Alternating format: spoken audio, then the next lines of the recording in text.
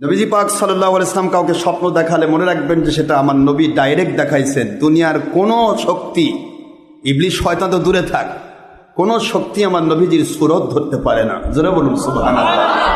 এটা বুখারী শরীফের হাদিস। আল্লাহর হাবিব সাল্লাল্লাহু আলাইহি ওয়াসাল্লাম বলেন, মার রানি ফিল মানাম ফাকাদ রানি ফাইন্নাশ শাইতানা লাম ইয়াতামাসসাল বি। যে ব্যক্তি আমাকে স্বপ্নে দেখলো সে আমাকেই দেখলো, কারণ শয়তান আমার রূপ ধরতে পারে না, কারণ পৃথিবীতে আমার মতো কেউ নেই কার রূপ ধরে আমারটা সে প্রমাণ করবে। জোরে বলুন সুবহানাল্লাহ।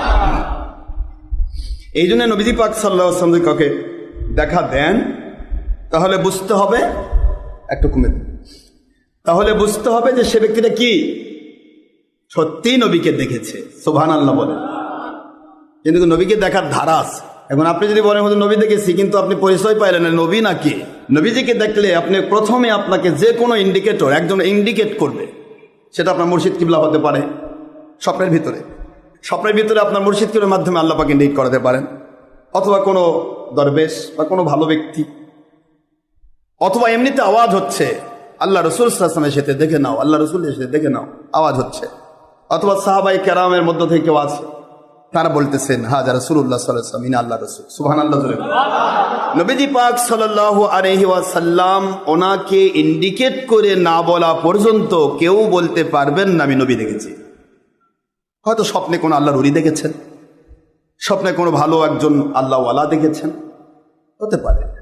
কিন্তু নবী দেখতে গেলে অবশ্যই নবীজিকে ইন্ডিকেট করতে হবে, কেউ নির্দেশ করতে হবে যে ইনি আল্লাহর হাবিব। জোরে বলুন সুবহানাল্লাহ। এই ইন্ডিকেশন ছাড়া কখনোই কাউকে দেখে মনে ভাববেন না যে ইনি আল্লাহ রসুল। এই কথা বলে যদি বলেন যে আল্লাহ রসুল দেখছি, তাহলে কিন্তু মিথ্যা অপবাদ হবে। মান কাযাবা আলাইয়া মুতাআম্মিদান ফালিয়াতাবাওয়াউ মাকআদাহু মিনান নার। وفي رواية أخرى في البخاري بلغوا عني ولو آية ومن كذب علي متعمدا فليتبوأ مقعده من النار.